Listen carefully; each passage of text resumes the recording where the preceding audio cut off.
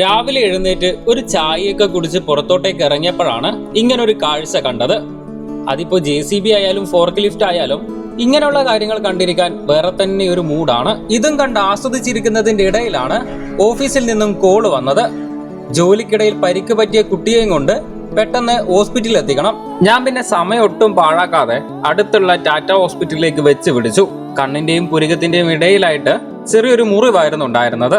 മുറിവ് ഡ്രസ്സിംഗ് ചെയ്യാൻ സമയമെടുക്കുമെന്ന് പറഞ്ഞതുകൊണ്ട് ഞാൻ പുറത്തേക്ക് ഇറങ്ങി ഒന്ന് നടന്നു. കൂത്തുപറമ്പുകാരനായ എനിക്ക് ഹോട്ടൽ തലശ്ശേരി കണ്ടപ്പോൾ പെട്ടെന്ന് നാട് ഓർമ്മ വന്നു. ഏകദേശം 2:30 കഴിഞ്ഞപ്പോ ആശുപത്രിയിൽ നിന്നും ഇറങ്ങി. അങ്ങോട്ട് സൈറനൊക്കെ ഇട്ട് ബഹളം വെച്ചാണ് പോയതെങ്കിലും ഇങ്ങോട്ടിതേ ഇതുപോലെ സാവധാനം കാഴ്ചകളൊക്കെ കണ്ട് സമാധാനത്തോടെ തിരിച്ചു വന്നു. OEN ഗ്ലോബൽ റോഡ് വഴി ടാറ്റ ഹോസ്പിറ്റലിലേക്കുള്ള ഈ ഒരു പോക്ക് സത്യം പറഞ്ഞ ഞങ്ങളെ സംബന്ധിച്ചിടത്തോളം ഭയങ്കര ടെൻഷനാണ്.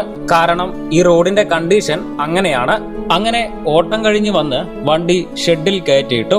ഏകദേശം വൈകിട്ട് 5:30-6 മണി ആയപ്പോ ഒരു പരിപ്പോടെയും ചായയും കഴിക്കാൻ വേണ്ടി പോയി. ഞാൻ കൂടുതലും കമ്പനി ഓട്ടം ഓടുന്നത് കൊണ്ട് തന്നെ അധികം ഓട്ടമൊന്നും വരാറുണ്ടായിരുന്നില്ല. അതുകൊണ്ട് തന്നെ നേരത്തെ തന്നെ ഉറങ്ങാൻ കിടന്നു.